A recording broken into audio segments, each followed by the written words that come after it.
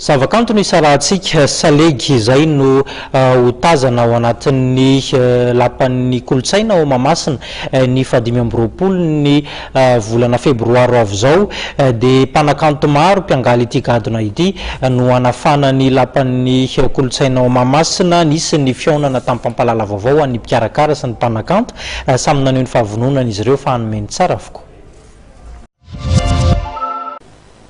Ireo andrarezin'ny Salegy no manome fotoana an'ireo mpakafy eny amin'ny lapan'ny kolontsaina Mahamasina ny alahady 20 Febroary avy izao amin'ny alalan'ny fampisehoana goavana izay karakarain'ny production ny nidony darotsaka ity anjama jaojoby ary Emile Clément ireo no anafana ny sehatra ho vahiny manokana kosa i Dr JB Junior nandritra ny valan-dresaka fampahafantarana ho an'ny mpanao gazety izay tanterahana io maran'io no nilazan'ny mpikarakara ny antony safidianana ity gadona iray ity ho asongadina mandritra ny fampisehoana.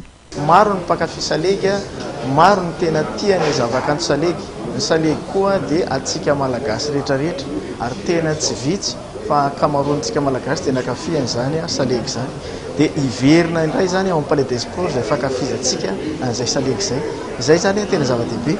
Faharoa manarakarak'izay ametraka amin'ny kolontsaina malagasy ny Salegy eo apetrakatsika ao amin'ny lapan'ny kolontsaina ao Mahamasina zany izay Salegy izay.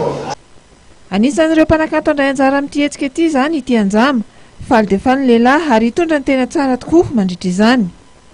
Ao ny olo mankafy jojoby tonga ako mankatia dain nini Emile Clément ty anjama iveriko fa zavatra atako tsy hoe motrany zalary io zavatra mitovy atany olombelona ihany ary mitovy atany namako reo ny atako satria agnisan'ny kanto malagasy io agnisan'ny Salegy malagasy io.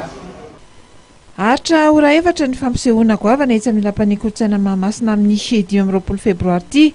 Gazety magnano Salegy ny agnarany mety tsy hitovy. Akoatra ny rindrakira dia isankoa ny fotoana manokana izay anolorana maro mpakasitrahana ho an'ireto andrarezin'ny Salegy mba tsy ho rehefa maty vao andrandray natahaka ny zavanisy hatramin'izay.